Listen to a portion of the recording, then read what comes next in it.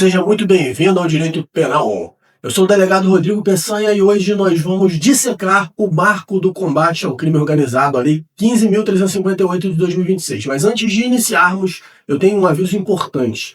Para você acompanhar essa aula em alto nível, eu disponibilizei um PDF denso, esquematizado e atualizado com toda a parte material dessa lei. Material de apoio definitivo que eu preparei para os meus alunos de mentoria. E o link para baixar esse material gratuitamente está aqui na descrição desse vídeo, no primeiro comentário fixado. Pegue o seu e vamos para a aula. Vamos lá para o nosso segundo bloco, dando continuidade ao estudo do artigo 3º do marco do combate ao crime organizado. Então tá lá, ó. Adquirir, importar, exportar, preparar, produzir, manter em depósito ou remeter material explosivo ou arma de fogo para a prática de ato previsto no artigo 2º dessa lei. Então aqui os verbos nucleares são esses aí, um tipo misto alternativo: adquirir, importar, exportar, preparar, produzir, manter em depósito ou remeter. Aí vem o objeto do crime, que é material explosivo ou arma de fogo, e depois o especial fim de agir. A finalidade específica, que é para a prática de ato previsto no artigo 2º dessa lei. Então, esse especial fim de agir diferencia esse tipo penal dos crimes lá do 16, 17, 18 do Estatuto do Desarmamento. Compreenderam? Aqui o especial fim de agir vai vai formar uma distinção com os crimes do Estatuto do Desarmamento.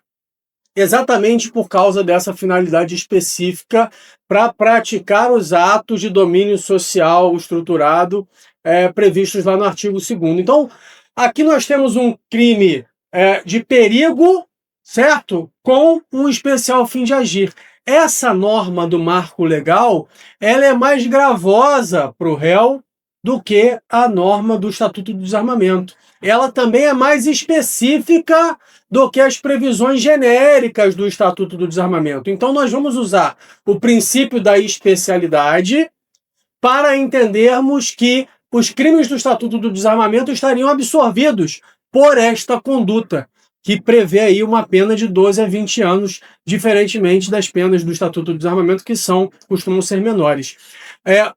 Rodrigo, pode ter concurso de crimes do artigo 3º, inciso 3º, com algum crime do Estatuto do Desarmamento? É possível, mas isso só ocorreria se esse agente possuísse essas armas ou explosivos em contextos totalmente distintos, sem relação com a atividade fim da organização criminosa ultraviolenta, que é a prática dos crimes previstos no artigo 2º, compreenderam? Então, se houvesse realmente duas condutas completamente distintas, aí sim haveria um concurso de crimes. O cara responderia por dois crimes distintos. Ponto. Outra coisa que eu preciso falar com vocês, que é pegadinha de prova. O tipo penal não fala em acessório ou munição. Então, se o indivíduo adquire, importa, exporta, prepara, produz, mantém em depósito ou remete acessório ou munição para a prática de ato previsto no artigo 2º dessa lei, ele não pode ser punido pelo artigo 3º, inciso 3º do marco do combate ao crime organizado. Ele vai ter que ser punido pelo Estatuto do Desarmamento, em um daqueles tipos penais lá que a gente teria que enquadrar a conduta dele. Isso, obviamente, por conta do princípio da legalidade que o direito penal tem de maneira muito, muito, muito rigorosa, beleza? Os tipos penais sempre, as normas incriminadoras, sempre interpretadas de maneira restritiva, beleza? Vamos para o próximo aí, deixa eu passar o slide. Tá lá, inciso 4º agora. Utilizar local ou bem de qualquer natureza de que tenha propriedade, posse, administração, guarda ou vigilância, ou consentir que outrem dele se utilize para cometer ato previsto no artigo 2º dessa lei. A gente tem um tipo penal muito parecido lá na Lei de Drogas. E como a Lei de Drogas já é uma lei antiga e que já possui uma jurisprudência muito consolidada, a gente pode aí inferir que a jurisprudência se comportará da mesma forma que se comporta lá na lei de drogas, quando for analisar hipóteses, casos reais, concretos, ligados a essa nova lei que a gente está estudando. Então, vamos ver lá o que diz o 33, parágrafo 1º, inciso 3º da Lei 11.343 de 2006, da Lei de Drogas. Vai dizer que, nas mesmas penas do caput, né, pena de 5 a 15 anos, do artigo 33, incorre quem utiliza local, bem de qualquer natureza, de que tem propriedade, posse, administração, guarda ou vigilância, ou consente que outra pessoa utilize, ainda que gratuitamente, para o tráfico ilícito de drogas, certo? É o crime de utilização de local para o tráfico. Artigo 33, parágrafo 1º, inciso 3º da Lei de Drogas. Então, prevê aqui uma figura equiparada ao tráfico, o que significa que o legislador atribuiu a essas condutas acessórias a mesma gravidade do tráfico propriamente dito, já que prevê a mesma pena, que é uma reclusão de 5 a 15 anos.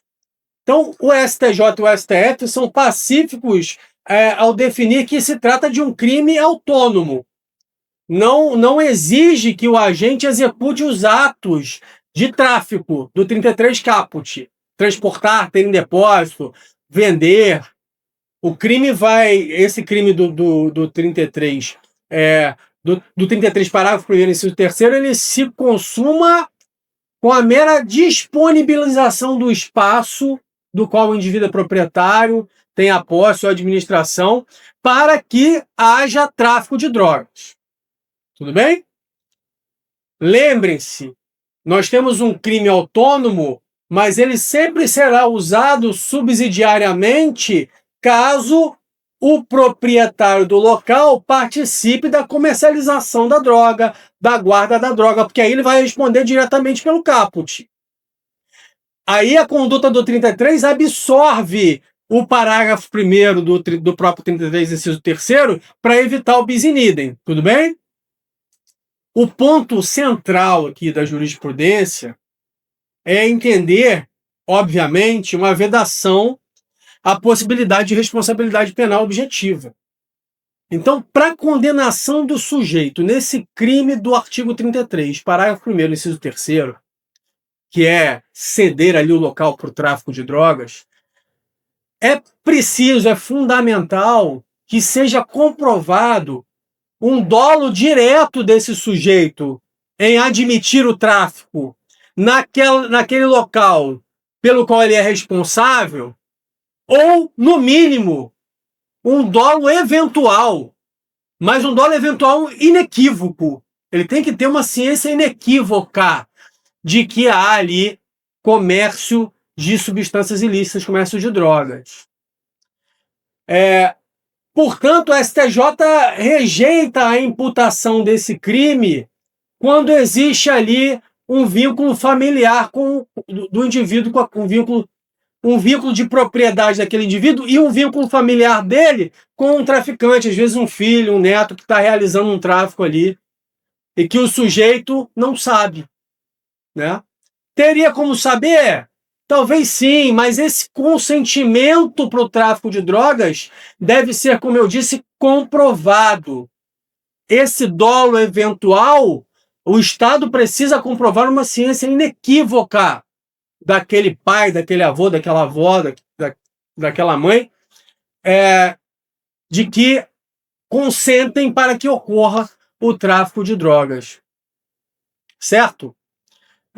E aí, alguns elementos o STJ vai usar, como, por exemplo, existe um tráfico habitual ali no local, existe um controle do fluxo de pessoas por esse proprietário, quer dizer, isso indica que ele está cedendo o local para o tráfico. Existe algum proveito econômico dele? Imaginem, numa área favelizada, aquele proprietário aluga por um aluguel altíssimo, muito acima do valor de mercado, para que ali ocorra o tráfico. Obviamente que existe ali, sim, um proveito econômico com o crime, né? E aí você consegue aplicar essa hipótese aí do 33, parágrafo 1º, inciso 3º. Tudo bem? Bom, mas aí vamos pensar o seguinte. Imagina que você é um trabalhador. Você vende roupas numa loja lá no Barra Shopping, tá? Você vende no Barra Shopping uma loja lá, você vende roupas, trabalha, vai todo dia trabalhar, volta para sua casa, só que você mora em Rio das Pedras, Jacarepaguá, uma área dominada pela milícia há muitos anos, certo? Aí um belo dia, você está lá tendo um dos raros momentos de descanso que você tem na sua vida, sabadão, depois do almoço, você deita no sofá, fica ali vendo televisão, meio que dormindo, meio que acordando e tal. Alguém grita você lá de fora, João! João! Buzina de moto. Aí você meio, contrariado, levanta do sofá, vai lá para atender. Opa, pois não. Cara muito simpático, tira o capacete e fala assim, aê, o patrão tá precisando usar essa construçãozinha que você tem aqui no seu terreno por uns dias aí para guardar umas paradas, beleza? Aí você olha para o lado, vê aquela construção de alvenaria que você tem no seu terreno, que guarda seus bagulhos, coisas velhas ali, ferramentas e tal. Você olha para o sujeito da moto, que tá lá na moto te olhando assim com aquele sorrisão, e você fala assim, beleza, sem problema. Aí o cara fala, já é, sobe na moto e vai embora. Não é assim? Então olha só, será que nessa situação a gente pode atribuir a esse sujeito, o nosso João aqui imaginário, a prática desse crime de tráfico do 33, parágrafo 1º, inciso 3º da Lei de Drogas? Não dá, né, pessoal? Nesses casos de imóveis situados em áreas de grande vulnerabilidade social, dominadas por essas facções criminosas ultraviolentas, dominadas por organizações criminosas, mesmo que não sejam consideradas ultraviolentas, o que será muito difícil agora, todas elas acho que vão se enquadrar de algum modo ali no conceito dessas organizações criminosas ultraviolentas, né? Eu acho que eu falei sobre isso na nossa primeira aula. Se o morador vai consentir o uso da residência, ele obviamente estará sob coação moral irresistível, certo? E a jurisprudência vai, portanto, reconhecer a exclusão da culpabilidade desse cara por inexigibilidade de conduta diversa. A gente não pode exigir que esse sujeito arrisque a própria vida para impedir a atuação de organizações criminosas. Então, esse dispositivo exige que o operador do direito, nós, saibamos como distingui-lo de algumas figuras vizinhas, né, sob pena de violação do princípio da proporcionalidade. Por exemplo, a gente tem que confrontar esse dispositivo com a associação para o tráfico. Olha, para que haja incidência do artigo 35 da Lei de Drogas, e eu estou me alongando um pouco mais na Lei de Drogas, porque esse raciocínio vai voltar ainda para cá para o marco, tá? Não se preocupem. É importante para ficar bem fundamentada a ideia que eu estou tendo sobre como isso será interpretado pelos tribunais. Então, a gente precisa pegar esse crime aí do artigo 33, parágrafo 1º, inciso 3º, e, por exemplo, avaliar como é que funciona confrontar isso com a associação para o tráfico. Na associação para o tráfico, lá do artigo 35, você tem que provar o ânimos associativo, não é isso? O ânimo do indivíduo para se associar ao tráfico. Então, se a cessão do local for um evento isolado, sem vínculo organizacional desse sujeito que cedeu, do nosso agente, com o tráfico que está acontecendo ali, nós teremos apenas o 33, parágrafo 1º, inciso 3º. Né? Teremos apenas o 33, parágrafo 1º, inciso 3º. Agora, se você tem o indivíduo locando aquele lugar dele ali para receber do tráfico e auxiliando em atividades com desígnios autônomos, aí você tem concurso de crimes. Você tem o 35 e o 33, parágrafo 1º, inciso 3º. Compreenderam isso? Bom, no caso aqui desse nosso inciso 4º, eu estou falando inciso 3º da Lei de Drogas. Aqui no artigo 3º do marco é o inciso 4º, tá? No caso aqui desse inciso 4º, então, o raciocínio vai ser muito próximo do que a gente usaria para resolver os problemas ligados ao 33, parágrafo 1º, inciso 3º. Lá no 33, parágrafo 1º, inciso 3º, a gente, na prática, não vai conseguir ter o tráfico privilegiado, por exemplo, que teríamos no 33 caput. Porque, obviamente, se o indivíduo está ali participando daquelas atividades criminosas, a gente, no 35, falei 33, parágrafo 1º, inciso 3º, mas é 35. Na associação para o tráfico, nós não conseguiremos ter a incidência daquela causa de diminuição de pena do parágrafo 4º do 33. É muito número, às vezes confundo aqui, desculpa, tá? Estou falando do 35 em relação à possibilidade ou não de termos o privilégio próprio do tráfico privilegiado, que é o 33, parágrafo 4º. Porque o tráfico privilegiado exige que o indivíduo não se dedique a atividades criminosas, nem seja participante de organização criminosa. E a associação para o tráfico exige exatamente o contrário, né? Estabilidade, dedicação àquela atividade criminosa. Portanto, não dá para aplicar essa minorante. Tudo bem? Bom, é isso. Agora vamos para o inciso 5º, então. Fornecer informações em apoio à organização criminosa ultraviolenta, grupo paramilitar ou milícia privada que pratique o ato previsto no artigo 2º dessa lei. Mais uma vez, nós teremos que ir lá na Lei de Drogas. Como a gente está numa lei nova, a Lei de Drogas tem um dispositivo muito próximo, que é o do artigo 37, que é o colaborador, né? Que é um indivíduo que vai colaborar como informante com o grupo ou organização destinada à prática do tráfico, do 33 caput, parágrafo 1º e 34 da lei. Tá? Tem uma pena menor, de 2 a 6 anos. E aí a gente pensa o seguinte, vamos fazer um cotejo aqui do 37 da Lei de Drogas, que é esse crime do colaborador para o tráfico, com esse crime do artigo 3º, inciso 5º, que é o crime do indivíduo estar praticando ali o favorecimento ao domínio social estruturado, fornecendo informações em apoio à organização criminosa ultraviolenta. Bom, e se essa colaboração que o indivíduo dá, portanto, for para uma organização criminosa ultraviolenta praticar tráfico de drogas? Perceberam o problema que a gente tem na mão aqui? Então, eu tenho um indivíduo que fornece informações em apoio à organização criminosa ultraviolenta, mas para que essa OCRIM ultraviolenta pratique o tráfico de drogas.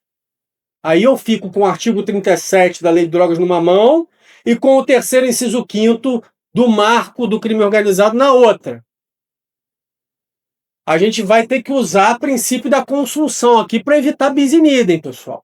O artigo 37 da Lei de Drogas vai punir uma colaboração genérica com um grupo ou uma associação destinada ao tráfico de drogas. Já o 3º, inciso 5º da 15.358 é uma norma especial.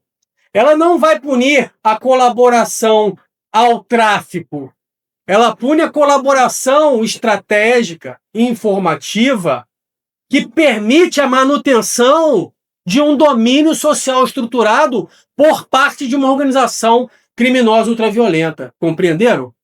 É muito mais amplo o espectro desse artigo 3º, inciso 5º, do que do artigo 37 da Lei de Drogas. Portanto, se o indivíduo fornece informações em apoio a uma organização criminosa ultraviolenta para o tráfico de drogas, ele responde pelo 3º, inciso 5º, não pelo 37, não pelo 3º, inciso 5º, não pelo 37 da Lei de Drogas, mas sim pelo 3º, inciso 5º do marco do combate ao crime organizado.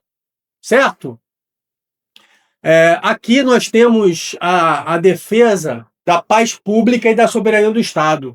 São os bens jurídicos tutelados por essa lei. A paz pública é a soberania do Estado nessas áreas dominadas pelo tráfico.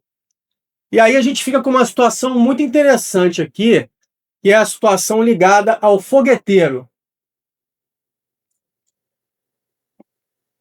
o fogueteiro, né? Aquele sujeito que fica lá no radinho, no WhatsApp, com o foguete. Toda vez que chega a polícia, ele solta fogos para avisar que existe uma ação policial acontecendo, certo? Olha só, como é que é hoje em relação ao fogueteiro? A natureza, a pena que esse sujeito vai cumprir vai depender da forma do vínculo que ele tem com essa organização criminosa, com esse tráfico de drogas. A defesa sempre vai buscar uma desclassificação para o artigo 37, porque o artigo 37 tem uma pena de 2 a 6 anos. E aí o STJ vai entender que para que esse fogueteiro responda pelo artigo 37, essa colaboração dele tem que ser eventual e esporádica. Ele não pode integrar a facção criminosa. Ele não pode ter um cargo dentro da organização criminosa de fogueteiro. Compreenderam? Se ele tem uma função definida, com um radinho, transmissor e foguetes na mochila, escala de trabalho, subordinação aos chefes da localidade, que é o que acontece na maioria das vezes, porque aquele indivíduo está ali inserido naquele meio, dominado pelo tráfico, então ele é parte daquela engrenagem criminosa, aí é o 35. Compreenderam? Aí é o 35. Dá para jogar o tráfico de drogas nesse cara também? Pô, dá. Dá sim, ele pode ser coautor no tráfico de drogas, mas para isso, além de ser fogueteiro, ele tem que estar presente ali na venda da droga, ele tem que cometer esses tipos penais do artigo 33. Aí num dia ele comete o 33 vendendo, uma semana depois ele está como fogueteiro, são crimes autônomos, certo? Beleza, também não cabe aqui em nenhum desses casos aplicarmos a causa de diminuição de pena do parágrafo 4 do 33, porque lá exige-se que o indivíduo não seja integrante de associação criminosa. Nesses casos, portanto, em que o sujeito vai fornecer informações em apoio a uma organização criminosa ultraviolenta, grupo paramilitar ou milícia privada, para que eles pratiquem os atos do parágrafo 2º do artigo 2º dessa lei, do marco do combate ao crime organizado, esse dispositivo vai prevalecer com uma pena mais alta e mais específico do que os crimes da lei de drogas. Beleza? Vamos fechar esse bloco aqui, daqui a pouco a gente volta para terminarmos o artigo 3º. Eu sei que a teoria, por si só, não vai garantir a sua aprovação. O que separa o candidato aprovado daquele que fica pelo caminho é a capacidade de aplicação do conhecimento na hora da prova. E por isso eu preparei um curso intensivo com 30 questões inéditas, estilo FGV, Sebrasp, sobre esse tema, comentadas assertiva por assertiva, ponto por ponto, com fundamentação jurisprudencial, legal e doutrinária e foco nas pegadinhas de prova. É uma preparação cirúrgica por um investimento de apenas R$ 37,90, o preço de um lanche, mas com o valor de uma mentoria. O link para adquirir o curso também está aqui na descrição desse vídeo. Você já sabe, aqui no Direito Penal On, toda segunda-feira às 19 horas, eu tenho um encontro com você para a gente estudar uma lei penal especial. E agora nós estamos na série do Marco do Combate ao Crime Organizado. Te espero na próxima segunda.